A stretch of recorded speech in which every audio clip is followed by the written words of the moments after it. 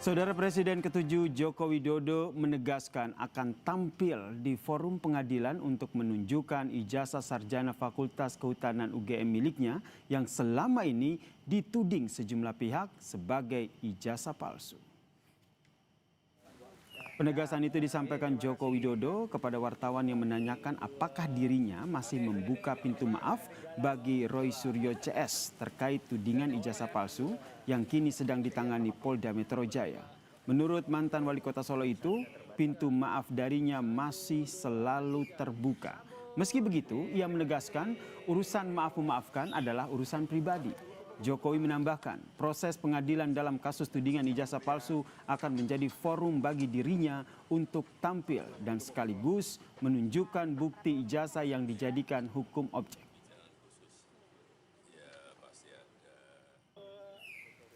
Pintu maaf selalu terbuka, tapi sekali lagi urusan maaf, memaafkan itu urusan pribadi ke pribadi. Kalau yang di Polda Metro itu sudah urusan hukum, artinya urusan pribadi ya urusan pribadi, maaf memaafkan, tetapi urusan hukum ya urusan hukum. Dan memang harus sampai ke pengadilan, karena kalau enggak saya enggak punya forum untuk menyampaikan bukti mengenai kasus ijazah ini. Sementara itu, saudara, dalam program Rosi pada Kamis malam, Roy Suryo mensinyalir Jokowi berupaya menghindari kasus ijazah ini sampai ke pengadilan. Salah satunya dengan mengupayakan agar para tersangka menyetujui penyelesaian perkara ijazah lewat restoratif justice.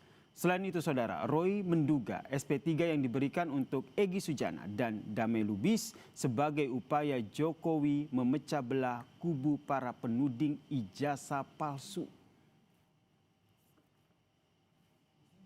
Ada banyak WA ajakan, bahkan telepon langsung ke beberapa lawyer, bahkan juga beberapa pejuang kami ya, Bu Kurnia tuh sampai diikuti sampai kamar mandi, ya gitu, didesak untuk RJ, didesak untuk mau nggak gini. Harusnya yang takut kalau orang dalam pikiran wah yang takut ke persidangan kan kami harusnya, enggak, ini justru ada pihak yang takut tuh, yang di tengah itu yang takut. Ya. Buktinya apa Anda bisa berani menuduh itu? Banyak sekali upaya yang dilakukan. Satu ya dalam sidang CLS ya, Citizen Lawsuit di Solo. Udah 3 kali ya panggilan atau undangan ke dia nggak pernah datang. Ijazahnya saja tidak ditampilkan. Ya padahal ijazahnya katanya kan ada di Polda Metro Jaya. Tapi begitu ditampilkan diminta oleh hakim si lawyernya yang ada di Solo nggak bisa, katanya masih disita di Polda. Ini gimana? Hakim tuh otoritas tertinggi.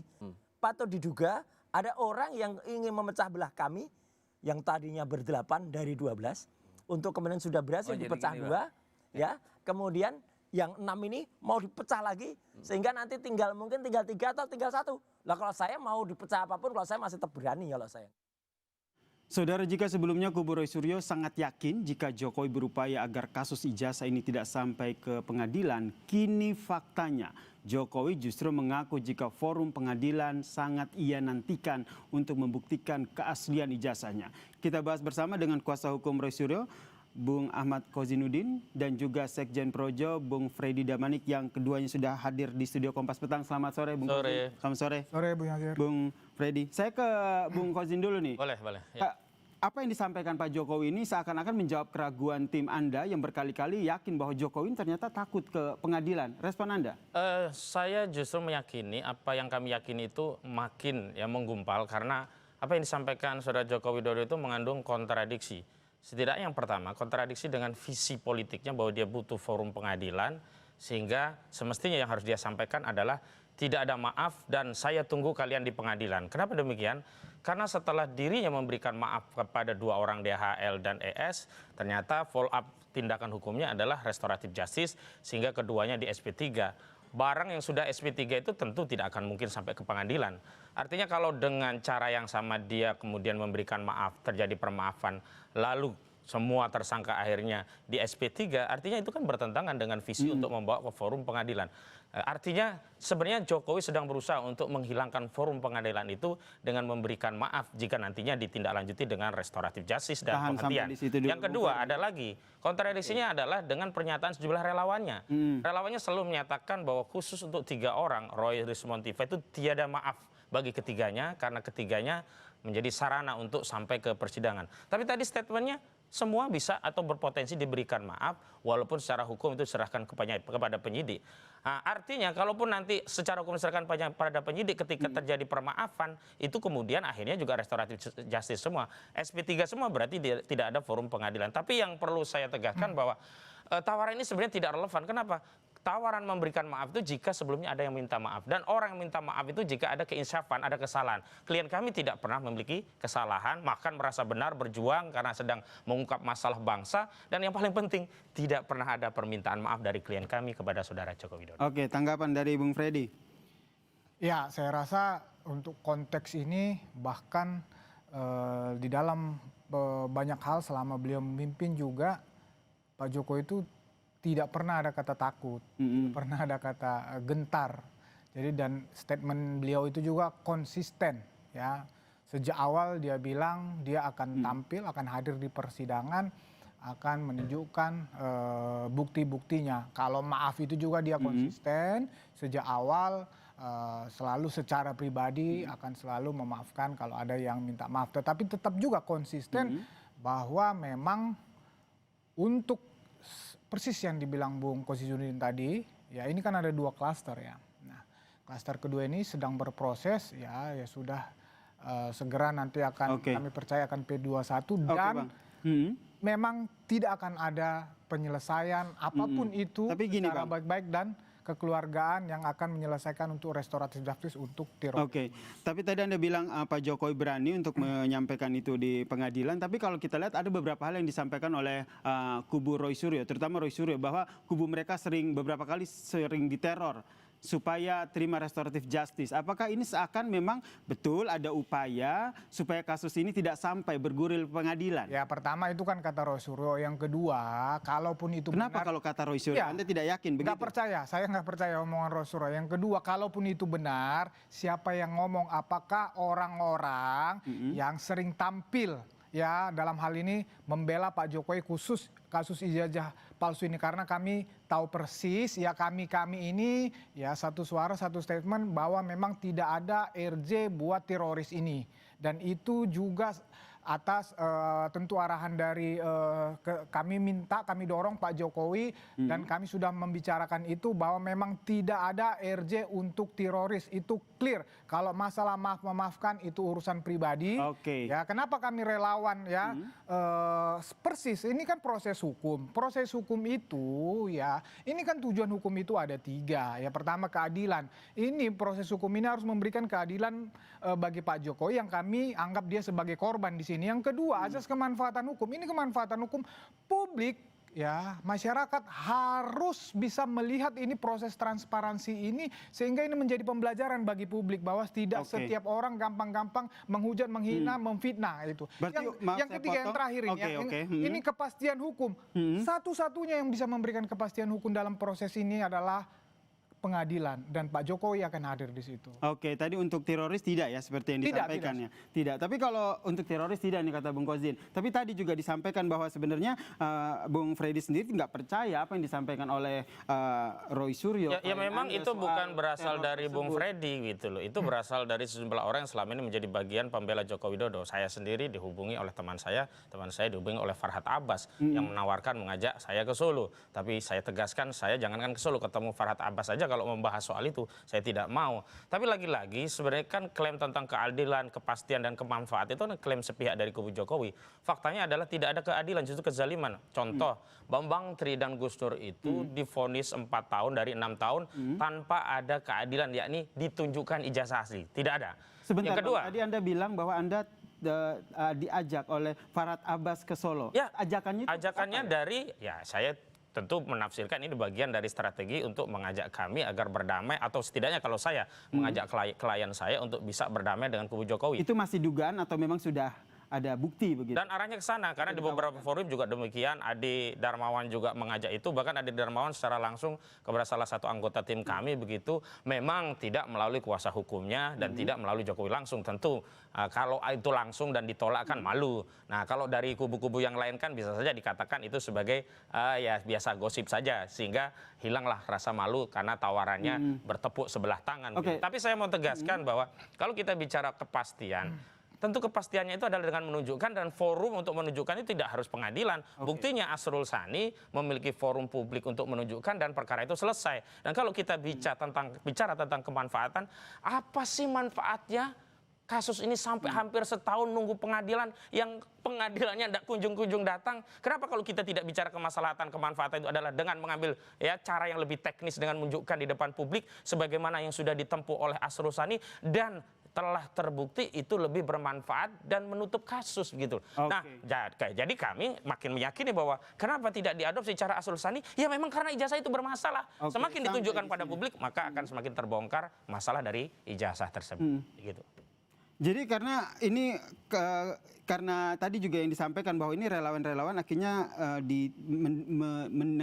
mendekati kubu Roy Suryo ini, kenapa akhirnya begitu? Apakah ini arahan Jokowi? Saya kemarin ketemu dengan Farhad, ketemu Ade Kurniawan, tidak ada pembicaraan itu. Kalaupun ada itu, ini aja kita ngomong-ngomong. Sebentar, ayolah, karena kan saya tengahi dulu, karena apa yang disampaikan oleh kan Bang gini, Fauzi ini misalnya ternyata bertolak belakang begitu dengan apa yang disampaikan Bang Freddy. Misalnya kan Farhad Abbas kan videonya tersebar itu di bandara, misalnya dengan siapa itu kemarin salah satu juga lah tersangka digoda-goda, ayo ke Solo seperti itu. Kemudian juga kan misalnya kita dalam obrolan, udahlah ikutin itu Bang Egy, ayo datang ke Solo, kan begitu-begitu. Itu tetapi secara prinsip bahwa relawan bahkan meminta Pak Jokowi tidak ada RJ untuk teroris ini untuk kepentingan yang 3 tadi itu. Ya, itulah makanya. Dan Alasannya apa tidak untuk ketiga itu? Loh, gini loh.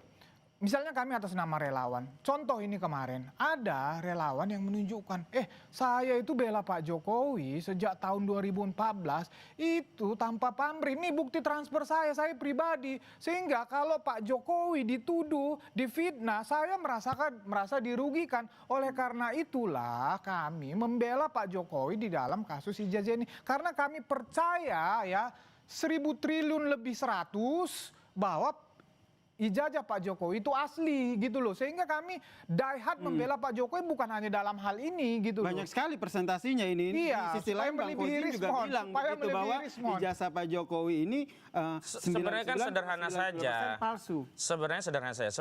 Mestinya Joko Widodo jujur saja, dia banyak masalah sehingga ingin mengakhiri masalah ini. Kalau apa dia ingin, masalahnya? ya misalnya diseret dalam kasus haji dan haji itu kan masalah. Belum kasus-kasus korupsi yang lain banyak yang menunjuk Joko Widodo. Nah, artinya kalau memang sudah capek ya, kan dia yang bikin masalah, bikin laporan. Ya dia bisa bikin cabut, selesai di delik aduan. Tetapi sekali lagi memang dia ingin mencabut itu dengan legitimasi bahwa ijazahnya tadi menjadi asli saat dicabut. Jadi apa? Adanya perdamaian. Dia butuh legitimasi perdamaian, seolah-olah ketika berdamai ada yang meminta maaf, ketika meminta maaf seolah-olah ada pengakuan bahwa ijazah tersebut asli. Nah itu yang dia ingin dilegitimasi ijazah tersebut dengan permaafan dan perdamaian tadi. Bukan melalui putusan pengadilan. Karena dia juga tahu kalau sampai putusan pengadilan akan banyak yang dikorbankan. Saya juga UGM pasti akan dikorbankan karena nanti akan dikuliti di forum tersebut begitu. Kemudian saya juga tertarik apa yang disampaikan oleh Bung Roy Suryo begitu, mengatakan bahwa ada upaya paksa orang tidak dikenal agar mereka menerima restoratif justice.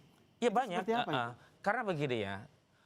Seolah-olah kalau restoratif justice itu mereka akan lepas dari ancaman pidana, ancaman penjara. Padahal memang tidak ada ancaman penjara. Pertama, RRK ya, Kurnia ya, yang Rizal Fadilah, Rustam Effendi, dan Kurnia. Itu nggak ada risiko penjara. Kenapa? Dengan KUHP yang baru, ancaman pidana 160 KUHP 28 ayat 2 Undang-Undang itu sudah di bawah 5 tahun dengan konversi KUHP yang baru. Artinya apa? Mereka bisa tarung ke pengadilan sampai inkrah tanpa ada resiko di penjara. Kenapa? Karena tidak ada kewenangan penyidik untuk menahan. Nah memang akhirnya mereka ingin memecah belah dengan apa? Seolah-olah yang RRK ini bisa dikeluarkan, ditinggalkan RRT Roy Rismontiva. Dan mereka mau berkonsentrasi di situ. Dan saya tegaskan bahwa RRK dan RRT itu bersatu. Mereka tidak akan meninggalkan dengan cara misalkan seperti kemarin Egy Sujana, Damai Hari Lubis. Itu kan pengkhianat bagi kami. Berarti gitu. tim Anda tetap kekeh ya bahwa ada orang tidak dikenal, ada teror, ada ajakan untuk restoratif. Dan ada yang dikenal, bahkan ada yang dikenal. Meskipun memang. dari Bang Freddy bilang bahwa itu bukan ulah dari teman-teman Ya memang relawan nggak mungkin lah. Ada yang di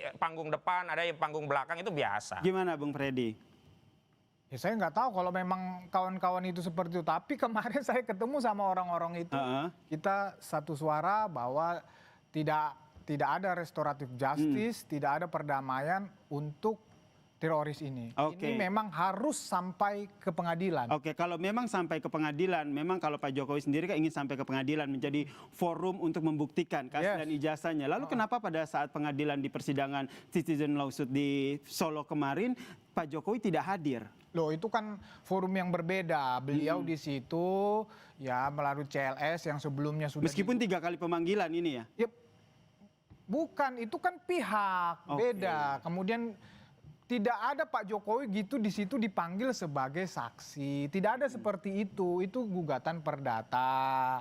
Ya, lawyernya memang bisa membuktikan melalui misalnya bawa barang bukti, tetapi barang bukti itu sedang disita di pengadilan, kan begitu. Artinya secara strategi hukum kalau memang lawyernya itu bisa aja itu kerugian buat dia, tetapi memang barang-barang bukti itu ijazahnya dan lain-lain itu kan berada di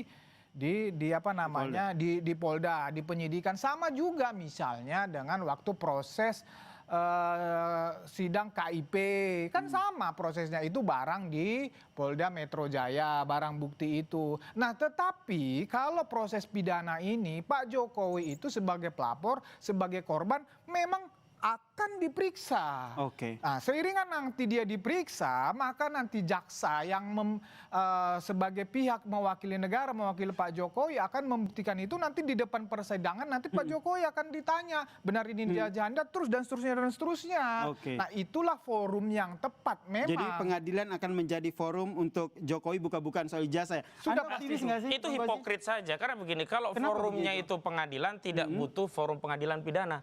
Justru forum pengadilan perdata di Surakarta itu memberi kewenangan keleluasaan bagi Joko Widodo untuk membuktikan ucapannya akan datang ke pengadilan membawa ijazah SD, SMP, SMA sampai S1 UGM kepada hakim untuk melegitimasi ijazahnya. Faktanya yang disita itu hanya SMA dengan S1. Setidaknya masih ada SD, SMP kalau memang dia komitmen mau menjadikan forum pengadilan untuk menunjukkan ijazahnya. Yang kedua, ini juga ada hipokrit bahwa itu delegitimasi oleh penyidik Polda Metro Jaya. Kenapa? Untuk kepentingan pembuktian, barang yang disita itu bisa dibawa ke majelis hakim. Kemarin saja untuk kepentingan gelar perkara khusus yang bukan persidangan itu bisa dibuka. Kenapa? Apa sulitnya meminjam barang bukti untuk dibuka, dikirimkan untuk proses persidangan menunjukkan bukti? Kami justru melihat jangan-jangan apa yang disita ini sebagai manuver untuk ditutupi agar tidak bisa ditampilkan di Solo. Sehingga dihentikan di Polda Metro Jaya dengan dalih itu barang bukti. Dan pada akhirnya yang ada di Polda Metro Jaya pun tidak akan sampai ke pengadilan. Kenapa? Perkara ini selesai di tengah jalan. Ini yang saya lihat gitu loh. Kenapa Bung Kozi ini tetap kekeh bahwa yakin betul bahwa perkara ini akan berhenti di tengah jalan? Padahal dari Bung Freddy sendiri bilang bahwa enggak, tidak. Jangan-jangan berharap kali. Nggak mungkin. Roy Suryo, Dr. Tifa dan Simpel loh, ini kan perkara ijazah. Kalau orang itu punya ijazah asli itu tidak butuh pengadilan, tidak butuh lawyer. Ini tidak loh pertanyaan butuh saya. Forum. Sebenarnya forum itu tidak butuh diciptakan oleh hukum, bisa diciptakan oleh Jokowi sendiri dengan mengundang para media, dia jelaskan, dia kasih tahu satu-satu seperti Asrul-Sani. Nah, hari ini kenapa saya yakin bahwa tidak sampai ke pengadilan? Kenapa? Karena sampai ke pengadilan itu membuat Joko Widodo ya ketahuan masalah yang sejatinya yang sebelumnya sudah diketahui oleh klien kami, baru dibuktikan di pengadilan. Pertanyaan saya, tidak sampai ke pengadilan, terus penyelesaiannya mekanismenya apa? Banyak sekali. Bisa jadi ya, kalau tanpa intervensi kekuasaan, Jokowi tiba-tiba cabut, selesai. Yang kedua, kalau tidak intervensi negara, meminjam otoritas negara lewat jaksa SKPP. Kalau jaksa nggak bisa, lewat mahkamah Jaksa Agung dengan deponering. Kalau nggak bisa, nanti minjam tangan presiden dengan memberikan abolisi. Itu kan sudah menjadi wacana di mana-mana. Nah, sebenarnya kalau memang ya tidak mau membebani negara dan memang ketakutan, ya hentikan dengan gentle, jangan satu sisi seolah-olah pengen ke pengadilan, sisi yang lain tuh ngerayu-ngerayu. Ya Emang udah, seperti itu minta ya Bung Ferdi, maaf, ada gitu. ketakutan di situ. Jadi gini, justru kami sebaliknya, justru kami mendesak, meminta penyidik untuk segera menahan teroris ini, bukan mendesak Polri untuk menghentikan perkara ini. Nah kan menahan kan nggak membuktikan, berarti kan ada motif jahat. Bukan- Harusnya mendesak, bukan membuka bukti di untuk pengadilan, meng- bukan menahan orang. Bukan untuk menghentikan. Nah, saya percaya 1 bulan atau 2 bulan ke depan ini statement-statement mereka ini akan berubah lagi ketika ini sudah masuk di persidangan. Nanti saya nggak tahu mereka ngomong apa lagi ketika ini sudah di persidangan, sudah dalam proses pembuktian, saya nggak tahu mereka mengambil narasi apa lagi untuk seolah-olah membenarkan lagi. Oh, justru itu bagus sekali. Kenapa? Gitu loh. Karena persoalan ini bukan hanya persoalan Roy Suryo, bukan Rismon, bukan Dr. Tifa, bukan Kurnia dan yang lain. Ini persoalan bangsa, persoalan seluruh rakyat. Justru dalam forum persidangan itulah rakyat bisa kita yakinkan apa yang dilihat klien kami itu sebagai ijazah palsu pada saat gelar perkara khusus akan dilegitimasi melalui pengadilan bahwa barang yang selama ini sudah beredar di sosial media itu adalah sama dan itu dibuktikan melalui forum pengadilan. Itu menjadi legitimasi terhadap penelitian bahwa penelitian ini telah dilegitimasi oleh pengadilan melalui sebuah putusan. Nggak ada masalah, makanya nggak perlu lagi ada berarti tawar-tawaran sepakat dong. memaafkan dan seterusnya. berarti, gitu loh. berarti sepakat bahwa pihak dari teroris ini Nggak usah menawarkan lagi maaf-maafan gitu loh. pihak dari teroris ini berarti sepakat bahwa ini harus dibawa pengadilan. Ya sejak awal kan memang Ya demikian. justru Jadi sepakat itu yang Bang Kai. Sejak awal demikian. Nah, Cuman sepakat. Jokowi selalu merayu-rayu dan terbukti dua yang terayu, Egy Sujana dan Damai Hari Lubis. Begitu loh. Betul terayu. Tidak pernah ada Jokowi merayu-rayu, tanya aja itu Egy Memang sama Jokowi Hari- tidak, tetapi relawannya melalui relawan Joko Widodo yang mendatangi Bogor, Egy Sujana baru dibawa ke Solo, begitu loh. Betul begitu Bang Ferdi. Tidak pernah ada. Kemarin kami Tidak pernah, ketemu Bung Ferdi. bahwa Bukan beliau yang melakukan Iya, itu, kemarin Rejo kami- Rahmat. kemarin Rahmat, kami Sekjen ketemu. Rejo datang ke Bogor, ngomong sama Egy Sujana, di follow up kedatangan mereka ke Solo, diceritakan Lalu kronologisnya. ditawarin sama Farhad begitu. Ya Farhad ke saya lewat Yasin teman saya. Nah begitu kita tolak katanya, itu mah gimmick-gimmick saja. Iya karena sudah ditolak. Coba kalau di follow up, jadi itu barang. Oke. Terakhir Bung Ferdi, Anda pasti akan yakin bahwa dalam persidangan nanti Joko Widodo akan menunjukkan ijazahnya. Iya, kami yakin 100.000% bahwa Jokowi akan Banyak sekali Iya, persennya ya. supaya jangan kalah dari Bung Rismon dan kawan-kawan ini persentasenya. Jadi memang satu-satunya jalan memang harus diputus ke pengadilan supaya ada kepastian Oke. hukum, supaya publik tercerahkan. Karena Pak Jokowi di sini sangat dirugikan. Karena Supaya dia kasus ini nggak berhenti atau nggak berlanjut sampai 1 Iya, tahun ya. sebetulnya sama dengan kata Tapi Bung itu Bung Kozinudi. Sepakat, tapi pernyataan ini penyesatan. Kenapa? Kalau saat di sidang pidana, yang menunjukkan bukti itu bukan Jokowi lagi, tapi jaksa. Kan tadi sudah Nah, saya kalau mau jelaskan menunjukkan itu. oleh Jokowi itu di sidang perdata di Kan tadi Solo. saya sudah Ditunggu jelasin di Solo, begitu. begitu. Saya udah jelasin Oke, begitu melalui oke Bang jaksa Freddy, tadi. oke Bang Ya, Kozinudin, yang sama-sama. jelas apa yang disampaikan oleh Joko Widodo menyatakan bahwa pada saat persidangan ia akan menyampaikan ijazah aslinya. Itu yang kita nantikan bersama. Iya, dan di Solo ada forumnya. Kita tunggu. Oke, Ya. kita sepakat di situ ya, Bung Ya, Kozinudin. oke, Oke, saya kita sepakat di situ ya, Bung Sepakat. Freddy. Terima kasih Bung Freddy Damanik, Sekjen Projo, dan juga Ahmad Kozinudin, Ya, sama-sama. pengacara Roy Suryo, telah bergabung bersama kami di Kompas Petang. Dan saudara, Kompas Petang akan hadir dengan informasi penting dan menarik lainnya usai jeda. Di antaranya,